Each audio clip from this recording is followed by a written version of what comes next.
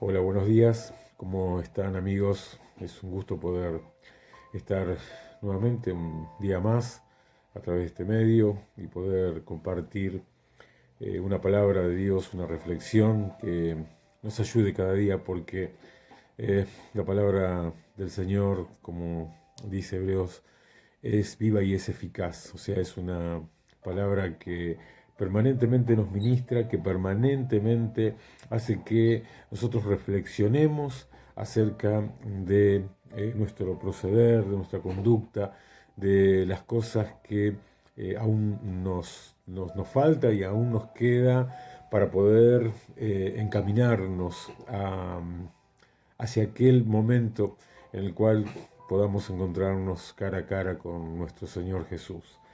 Ayer en la noche, mientras estábamos de sobremesa, surgió una charla muy linda con mi hija Yasmín y ella me comentaba la impresión que le había causado una vez al leer el pasaje de San Juan en el capítulo 17, verso 20. Y, y entonces, hoy a la mañana, mientras oraba, el Señor puso eh, el poder compartir una breve reflexión sobre este pasaje. Y ustedes saben, este pasaje está en el marco de un momento en el cual el Señor eh, básicamente todo este desarrollo que empieza a tener su remate antes de la entrega completa del Señor allí en la cruz del Calvario, comienza en el capítulo 13 de San Juan y todo comienza con una cena, ¿sí? Con una cena con sus discípulos. eh, Llega a este punto y en este punto ya él, en ese momento en el que él habla cosas realmente abrumadoras acerca de la venida del Espíritu Santo, de la obra del Espíritu Santo, ocurren dos hechos muy significativos en medio de algo que les deja una impresión a sus discípulos en cuanto al servicio, por cuanto él lavó los pies de cada uno de ellos. Pero en medio, en esos capítulos, que son unas horas de la noche, desde el capítulo 13 de San Juan hasta el capítulo 17, donde vamos a hacer hincapié en un versículo en particular, eh, uno de sus discípulos, el tesorero del grupo de discípulos, eh, lo va a entregar. Jesús lo sabía, el Señor tenía la plena certeza de quién era y cómo iba a proceder. Lo descubre a través del bocado, lo descubre a los ojos de los discípulos, aunque los discípulos no se dan cuenta, a través de aquel bocado que come al mojar el plato y llevárselo a la boca. Ahora bien, otro de sus discípulos que pertenecía al círculo íntimo, cuando el Señor les hablaba de que se iban a escandalizar por causa de él, en aquella misma noche le dijo, yo no te voy a dejar nunca. Otros de los evangelios dicen, y todos los discípulos dijeron lo mismo, no solamente Pedro, y el Señor le reconviene diciéndole que el gallo no iba a cantar sin que él ya lo hubiese negado 3 veces. En medio de todo eso, el Señor se toma tiempo para decir estas palabras cuando al comenzar el capítulo 17 dice Jesús ora por sus discípulos.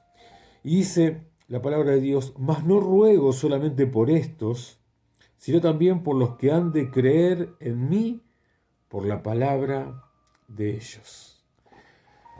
El Señor no solamente que estaba viviendo un tiempo previo a una de las mayores angustias que ha tenido que experimentar una persona en esta vida terrena.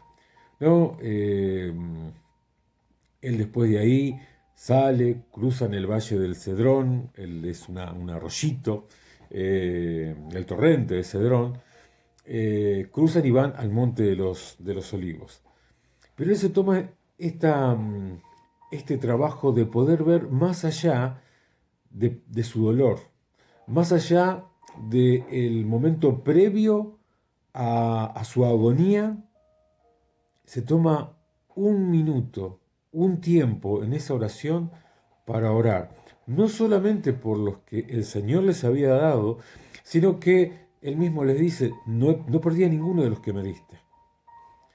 Entonces te pido por los que han de creer en mí, por todos aquellos que no estuvimos en esa cena, que tenemos el registro de esa cena porque la podemos estudiar en la palabra de Dios, pero aquellos que vinimos después, por aquellos que después empezaron a levantar a través de la historia y con las sucesivas persecuciones que tuvieron, los anabautistas, en fin, todo el cúmulo de hermanos que una y otra vez creyeron en la palabra de Dios, y la iglesia, cuando fue declarada muerta, Dios levantaba a hombres, a mujeres, para que llevaran el Evangelio del Señor nuevamente donde tenía que estar.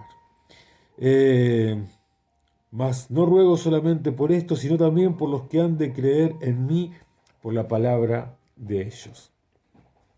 Hay un cuento que ilustra un poquito cómo son nuestras necesidades.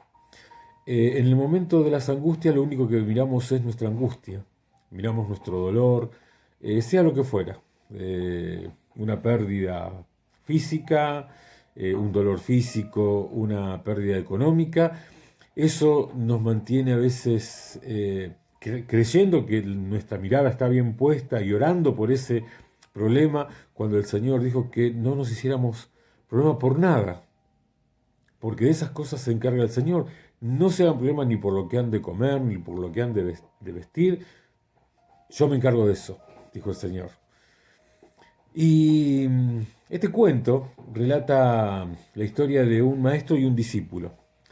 El maestro un día agarra a su discípulo y le dice, vamos a salir a caminar y a visitar algunos lugares.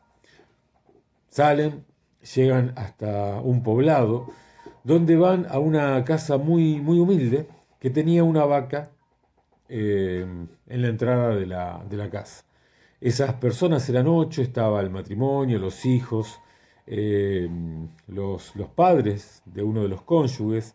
O sea, era una familia muy numerosa en una casa muy pequeña, y tenían como único sustento esa vaca, que era una vaca que estaba mal cuidada, flaca, pero hacía que esa vaca fuera lo más importante para ellos, porque dependía su sustento, no solamente que podían consumir la leche que día a día sacaban de esa vaca, sino que el excedente lo vendían. Era un grupo familiar que estaba muy empobrecido, pero con respecto a otros vecinos, los otros vecinos ni siquiera tenían una vaca donde poder sacar una renta. Entonces les dan albergue al maestro y al discípulo, pasan esa noche, cenan con esta familia y se levantan muy de mañana y el maestro agarra una daga y degüella a la vaca delante del discípulo. Y entonces el discípulo lo mira al maestro y dice, pero ¿qué hizo, maestro? Usted degolló al único sustento que tenía esta familia. Y el maestro le dice, no comprendés ahora, pero lo vas a entender después. Se van y al cabo de un año vuelven a pasar por ese lugar, y cuando llegan al lugar donde estaba aquella casa un poco derruida, casi en ruinas, no estaba la vaca, les costó encontrarla y encontraron, en vez de una casa precaria, una casa con muchas comodidades, mejor terminada, más grande. Entonces van, los visitan. Entonces Llegan a la casa, golpean la puerta, los recibe el jefe del hogar, el padre de familia, los recibe con un gran saludo, contento de volver a verlos, sin saber que el maestro había matado a su único sustento un año atrás.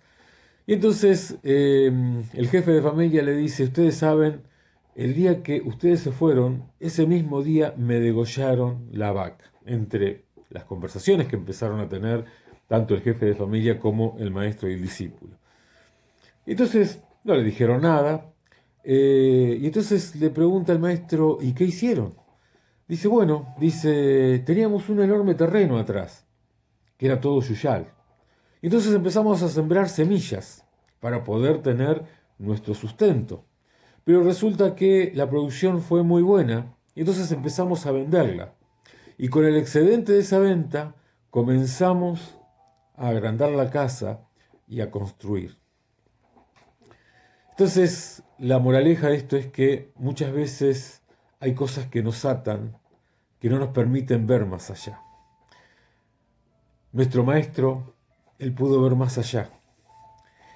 Lo mismo que había conmovido a mi hija, que conmueve a mi hija de que el hecho de que él haya orado a años por delante por cada uno de nosotros, es algo que nos tiene que seguir conmoviendo.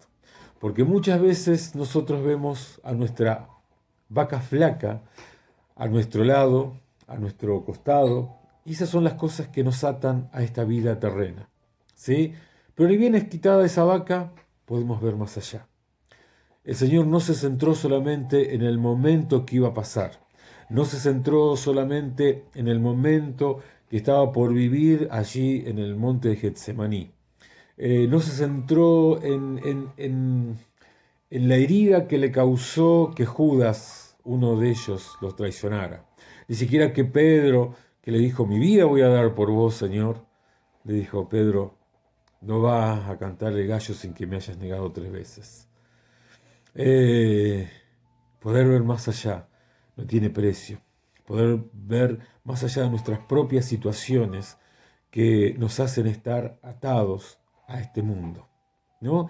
El Señor no lo pudo contener la muerte, lo sabemos, lo dice la palabra de Dios, y por eso nosotros hoy estamos aquí siendo pecadores redimidos, pero Él no se fijó en lo que tenía delante, sino en lo que iba a venir, en los que iban a creer por la palabra que sus discípulos, sus apóstoles, iban a hablar en su nombre.